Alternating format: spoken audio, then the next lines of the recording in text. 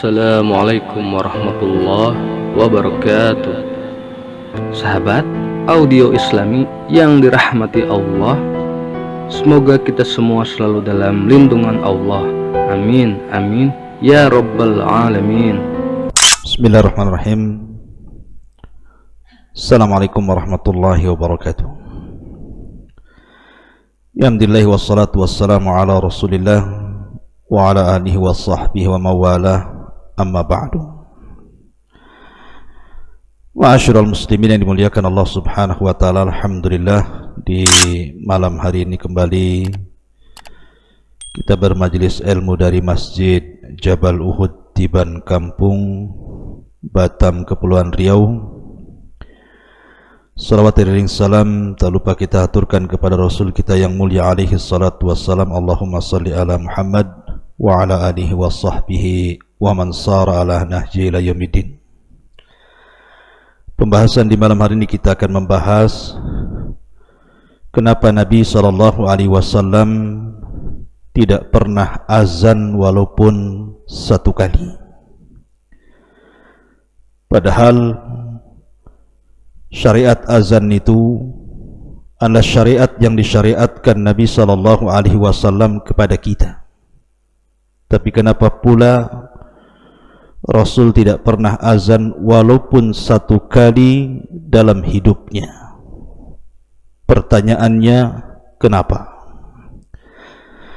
Ma'asyiral muslimin yang dimuliakan Allah subhanahu wa ta'ala, sebelum saya menjelaskan alasan-alasannya, azan ini adalah amalan yang sangat agung sekali. Dan Nabi SAW memiliki 4 muadzin sepanjang sejarah hidupnya. 3 di kota Madinah dan 1 di kota Mekah. Adapun di kota Madinah terbagi di 2 masjid. Pertama Masjid Quba dan yang kedua Masjid Nabawi. Adapun di Mekah ma'ruf, di sana ada Masjidil Haram. Di Masjidil Haram Nabi SAW memerintahkan Abu Mahdhurah radhiyallahu an untuk menjadi muadzin tetap. Dan dari sini Nabi SAW mengajarkan kalimat taswib, as-salatu khairun minan naum. Kemudian Nabi SAW menempatkan muadzin kedua di Masjid Nabawi. Pertama Bilal ibn Rabah yang disebut dengan imamul muadzinin, imamnya para muadzin, dan yang kedua Abdullah ibnu Ummi Maktum. Adapun di Masjid Quba Nabi SAW menempatkan Sa'ad al-Qaradi. Sa'ad al-Qaradi adalah maula Ammar ibn Yasir. Itulah 4 muadzin yang pernah ada di zaman Nabi SAW, walaupun yang sangat masyhur adalah Bilal ibn Rabah. Ma'asyiral muslimin yang dimuliakan Allah Azza wa Jalla, di antara fadilah azan yang pertama, azan adalah sebaik-baik ucapan manusia. Ketika Allah Subhanahu wa taala turunkan ayat, "Wa man ahsanu qawlan mimman da'a ila Allah wa 'amila salihan wa qala innani minal muslimin." Siapa lagi yang lebih indah ucapannya dibandingkan orang yang menyeru manusia ke jalan Allah dan beramal saleh dan mengatakan sesungguhnya saya termasuk orang-orang yang beriman? Ayat ini turun kepada para muadzin. Ketika Allah mengatakan wa man ahsanu qaulan, siapa lagi yang lebih indah ucapannya? Maksudnya dari para muadzin. Kemudian yang kedua, muadzin atwalu a'naqan yaumal qiyamah. Para muadzin itu lehernya panjang pada hari kiamat. Dan itu disebutkan dalam hadis Nabi SAW, al-muadzinuna atwal an-nasi a'naqan yaumal qiyamah. Para muadzinlah atwalun nas, manusia yang paling panjang lehernya pada hari kiamat. Sebagian ulama ada yang membawa kepada zahirnya, artinya makna itu dilihat dari hakikatnya. Karena pada hari kiamat orang tenggelam dengan keringatnya, sehingga para muadzin ini tidak akan tenggelam kepalanya karena lehernya memiliki kepanjangan, artinya dia selamat dari tenggelam kepalanya. Ada juga yang mengatakan bahwa atwalun nas a'naqan di sini artinya memiliki kedudukan tinggi kelak pada hari kiamat.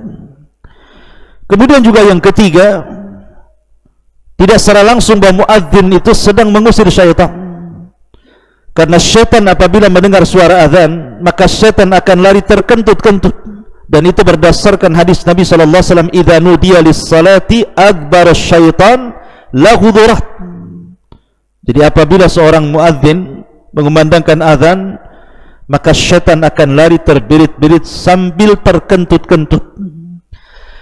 Kemudian juga yang keempat, bahwa suara muadzin itu adalah suara tauhid. Karena dalam kumandang azan di situ ada dua kalimat syahadat, asyhadu an la ilaha illallah wa asyhadu anna muhammadar rasulullah. Kemudian para muadzin akan diampuni dosa-dosanya dan akan dijamin masuk surga. Dan banyak lagi fadilah muadzin. Tapi pembahasan malam ini, kenapa Nabi SAW tidak pernah azan, walaupun satu kali? Padahal Nabi SAW yang menjelaskan keutamaan yang luar biasa tentang keutamaan azan ini. Tapi kenapa pula Nabi tidak azan? Yang pertama, sebab yang pertama, karena dalam azan itu ada panggilan hayya 'alas shalah. Dan panggilan hayya 'alas shalah, hayya 'alal falah ini perintah. Dan al-aslu fil amri yufidul wujub. Asal perintah dalam kalimat usul itu memiliki wajib. Kalau seandainya Nabi SAW mengumandangkan azan, kemudian ada seorang sahabat yang sampai tidak datang ke masjid, berarti sahabat ini telah melanggar perintah Nabi SAW. Dan bila sampai melanggar perintah Nabi SAW, masuk pada sabda Nabi SAW, kullu ummati yadkhulunal jannah illa man aba. Qila ya Rasulullah wa man yaba? Qala man ata'ani dakhalal jannah wa man asani faqad aba. Kata Nabi SAW, semua umatku pasti masuk surga kecuali orang yang enggan masuk surga. Sahabat bertanya, Rasul, siapa yang enggan masuk surga itu? Maka Nabi SAW mengatakan, siapa yang taat kepadaku dialah masuk surga, dan siapa yang enggan artinya tidak taat kepadaku, maka dia tidak akan masuk surga. Artinya kalau sampai tidak datang dari seruan hayya 'alas shalah, hayya 'alal falah yang dikumandangkan Nabi SAW, maka para sahabat terancam tidak masuk surga. Kemudian juga ayat Al-Quran Allah mengatakan, falyahdharil ladzina yukhalifuna an amri an tusibahum fitnah aw yusibahum adzabun alim. Hendaklah takut orang-orang yang datang perintah dari Allah dan Rasulnya kepada mereka, kemudian mereka tidak melakukannya. Apa yang terjadi?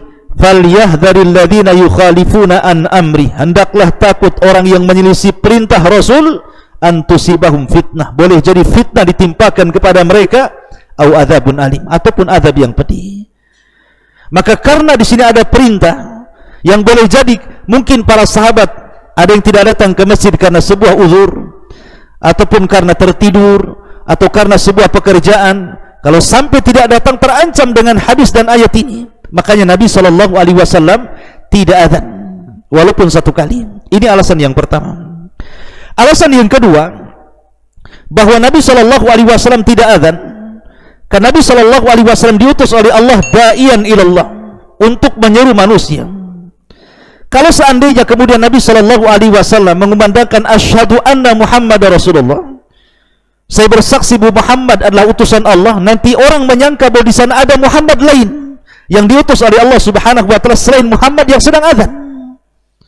Karena azan itu seruan kepada manusia. Saya ulangi, ketika Nabi SAW mengucapkan asyhadu anna Muhammadar Rasulullah dalam azannya, maka orang-orang yang mendengar akan menyangka di sana ada nabi yang namanya Muhammad dengan nama yang sama, dan bukan Muhammad yang sedang azan. Dari situ Nabi SAW tidak pernah azan. Karena dikhawatirkan ada salah persepsi bahwa di sana ada nabi selain Rasul SAW, sehingga Rasul harus bersaksi kepada orang yang namanya Muhammad itu. Ini yang kedua. Kemudian yang ketiga, alasannya kenapa Nabi SAW tidak azan, karena syariat azan itu adalah syariat yang dihasilkan dari mimpi. Jadi ada seorang sahabat Nabi SAW, karena permulaan, kita tahu permulaan syariat azan itu tidak ada ketika Rasul hijrah dan para sahabatnya ke Madinah, mereka datang begitu saja ke masjid tanpa ada seruan azan.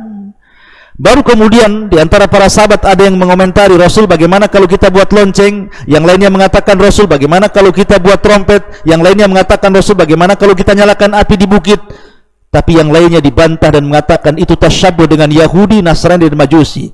Sampai akhirnya seorang sahabat Nabi SAW, pertama Umar bin Khattab radhiyallahu an, yang kedua Abdullah ibn Zaid. Jadi Abdullah ibn Zaid dan Umar bin Khattab ini bermimpi. Dalam mimpinya berjumpa dengan malaikat, kemudian diajarkan lafaz azan yang kita kenal hari ini. Kemudian keduanya datang kepada Nabi SAW dan melaporkan mimpinya, dan Rasul membenarkannya dan langsung mengatakan kepada Bilal, ya Bilal, adzin linnas, wahai Bilal, azanlah untuk manusia. Lah karena syariat azan ini dasarnya dari mimpi para sahabat yang dibenarkan Nabi SAW, makanya Rasul tidak azan. Tapi Rasul mewakilkan azan kepada Bilal, Abdullah ibn Ummi Maktum, Abu Mahdzura ataupun Sa'ad al-Qaradi, Maula Ammar ibn Yasir radhiyallahu anhum. Ini alasan yang lainnya. Kemudian juga alasan yang lainnya juga disebutkan oleh Syekh Al-Allamah Izzuddin ibn Abdissalam rahimahullahu taala. Beliau mengatakan bahwa azan ini sebuah amanah, sama dengan qomat, tidak boleh ditinggalkan. Kalau seandainya Nabi SAW azan 5 kali dalam sehari, zuhur, asar, maghrib, isya, subuh, macam mana Rasul akan berdakwah? Sementara Nabi SAW harus berdakwah ke kabilah-kabilah, harus menyurati kepada para raja, harus kemudian datang kabilah dari mana-mana, kemudian memutuskan urusan mereka. Sehingga kalau seandainya Nabi SAW sampai azan, jadi muadzin tetap sampai 5 kali sehari, macam mana dia akan berdakwah mengajak manusia ke dalam Islam? Makanya dari sini Nabi SAW tidak pernah azan, dan Rasul amanahkan azan itu kepada manusia. Tetapi para khulafaur rasyidin juga tidak azan. Abu Bakar tidak pernah azan, Umar tidak pernah azan, Utsman juga tidak pernah azan, Ali juga tidak pernah azan. Artinya Nabi SAW dan khulafaur rasyidin, khulafa yang 4, tidak pernah azan, tetapi mereka jadi imam. Dari sini Imam Syaukani rahimahullahu taala ketika membahas mana yang lebih utama, muazzinkah ataukah imam, menjadi muazzin atau menjadi imam, kata beliau menjadi imam lebih afdal dibandingkan menjadi muazzin. Bukan berarti kemudian fadilah azan tidak ada, tetap fadilah azan itu memiliki fadilah yang banyak, tetapi kalau dibandingkan antara imamah dan juga azan, maka imam itu lebih utama dibandingkan muadzin. Makanya Rasul tidak pernah azan tapi dia imam. Abu Bakar tidak pernah azan tapi dia imam. Umar juga sama, Utsman juga sama, Ali juga sama, dan begitu seterusnya. Kemudian juga Imam Nawawi mengomentari dalam kitabnya Majmu' Syarhul Muhadzab, anna Nabiy sallallahu alaihi wasallam wal khulafa ar-rasyidin min ba'dihi wa kibaril ulama min ba'dihim ammu wa lam yu'adzinu linshighalihim bimasalihil muslimin allati la yaqumu ghairuhum fiha maqamahum falam yatafarragu lil adhan wa mura'ata awqatihi wa ammal imamatu fala budda lahu min salatin.